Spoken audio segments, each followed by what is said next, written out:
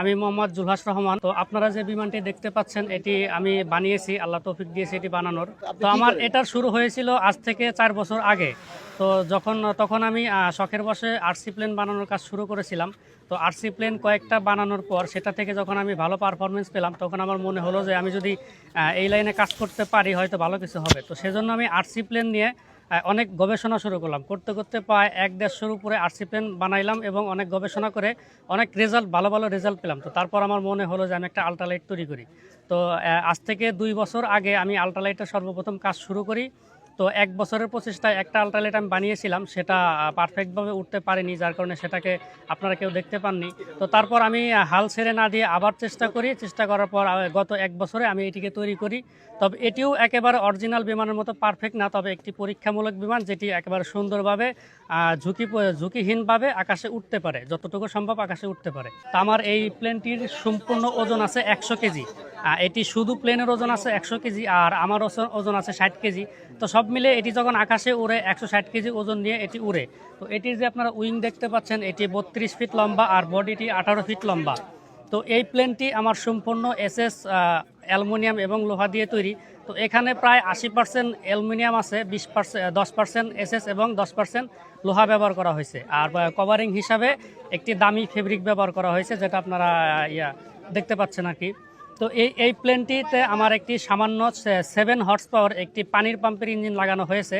তো এটির দাম খুবই নগণ্য, আর আমার সামর্থ্য না থাকায় আমি এটিকেই কষ্ট করে জোগাড় করেছিলাম। তো আল্লাহর রহমতে এটা দিয়েই ফ্লাই হয়েছে। যেখানে মানুষ 50 এইচপি 40 এইচপি দিয়ে প্লেন বানায়, সেখানে আমার প্লেনটি মাত্র 7 এইচপি ইঞ্জিন দিয়ে আকাশে উড়ে। তো এই প্লেনটি খরচ করতে আমার টোটাল 1.5 লাখ টাকা খরচ হয়েছে।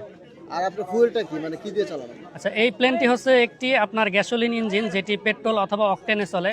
তো এই প্লেনটি আমার যে ইঞ্জিন আছে এই ইঞ্জিন দিয়ে মোটামুটি 1 লিটার পেট্রোলে আপনার 25 থেকে 30 কিলোমিটার যেতে পারবে আশা করি। যদিও এটিকে দূরে উড়ানোর জন্য বানানো হয়নি, তবে ক্যালকুলেশন করলে আর কি 1 লিটার পেট্রোলে 25-30 কিলোমিটার যাবে। আস্তে আস্তে প্রথমে ছোট আর আস্তে বড়, আরো বড়।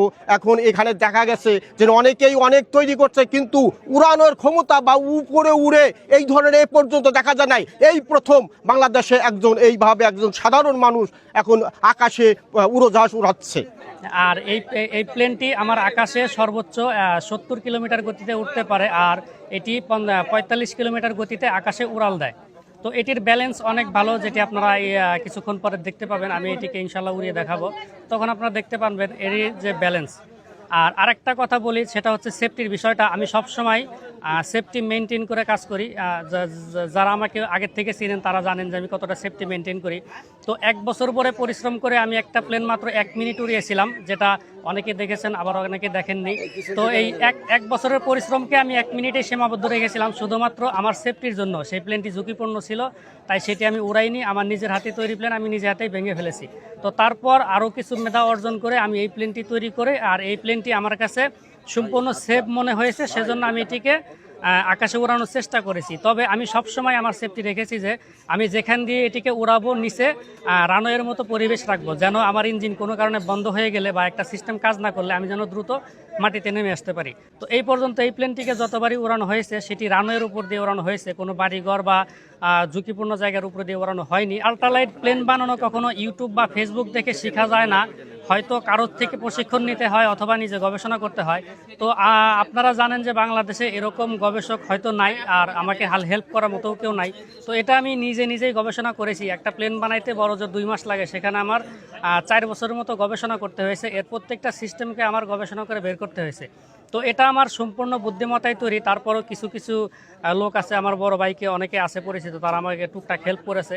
তো সব মিলেই আমি আর কি এটাকে বানিয়েছি। হ্যাঁ, আমি এয়ারপোর্টে একবার গেছিলাম একটা কাজে, আমি যে ইলেকট্রিক কাজ করি সেই কাজে এয়ারপোর্টের ভিতরে গেছিলাম।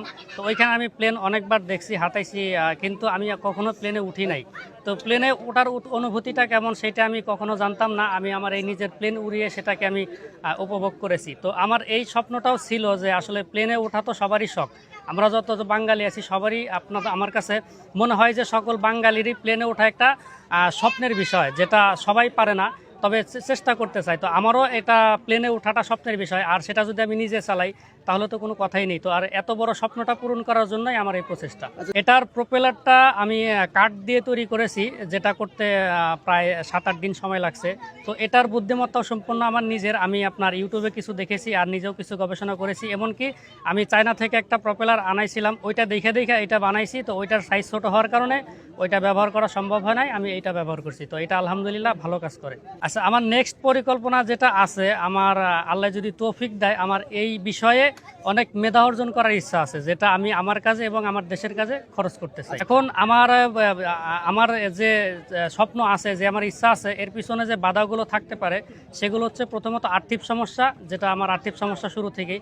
আর দ্বিতীয়ত হচ্ছে প্রশাসনিক সমস্যা। যদি প্রশাসন যদি এটাকে বন্ধ করে দেয় তাহলে সম্ভব না। আর যদি প্রশাসন আমাকে উৎসাহ দেয় বা সাহস দেয়, সুযোগ দেয়, তাহলে আমি ইনশাল্লাহ আজকে হয়তো দেশবাসীর কাছে আমি পরিচিত, ইনশাল্লাহ একদিন আমি বিশ্ববাসীর কাছে পরিচিত হব।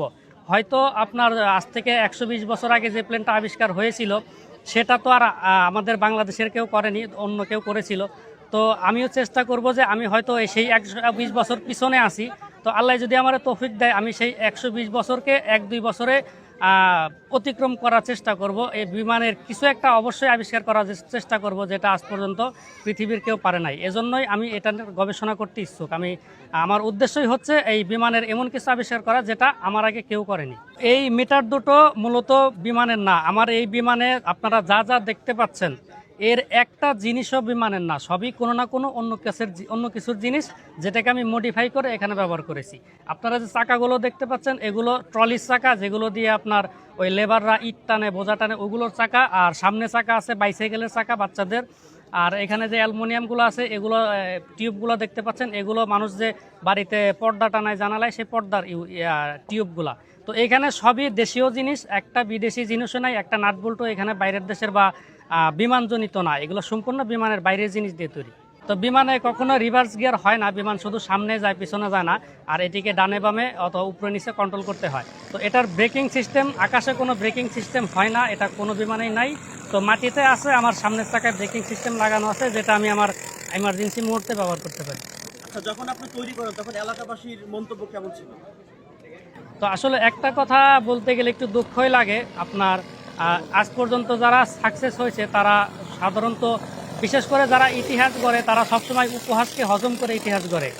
তো অনেকেই আমাকে সাপোর্ট করেছে, আবার অনেকেই আমাকে উপহাস করেছে। তো সব মিলে আমি যে রেসপন্স পেয়েছি এতদিন, সেটা আসলে একজন মানুষের জন্য মানে পাওয়াটা কষ্টকর আর কি। তো যাই হোক, আমার পরিবার আমার সাথে ছিল, সেজন্য আমাকে কেউ নামাই দিতে পারে নাই। আর আমি আল্লাহর উপরে ভরসা রেখেছিলাম, সেজন্য আল্লাহ আমার এই পর্যন্ত আনছে। মানিকগঞ্জের শিবালা উপজেলায় ৬০ ঘর তেওতা গ্রামের যুবক জুলহাস মোল্লা ২৮ বছর বয়স। তিনি নিজেই এই বিমানটি তৈরি করেছেন এবং তিনি এই তৈরি করা আরসি বিমান তিনি নিজে আকাশে উড়িয়েছেন, তা সবাইকে তাক লাগিয়ে দিয়েছেন। দর্শক, জুলহাস পেশায় একজন ইলেকট্রিক মিস্ত্রি। এর আগে কেউ কখনো এমন করে বিমান তৈরি করে আকাশে উড়াতে পারেনি। অনেকে হেলিকপ্টার বা বিমান বানিয়েছে, তারা কিন্তু আকাশে উড়াতে পারেনি, বাট জুলহাস এটা পেরেছে। দর্শক, সবাই জুলহাসের জন্য দোয়া করবেন এবং ভিডিওটিকে শেয়ার করবেন। ধন্যবাদ।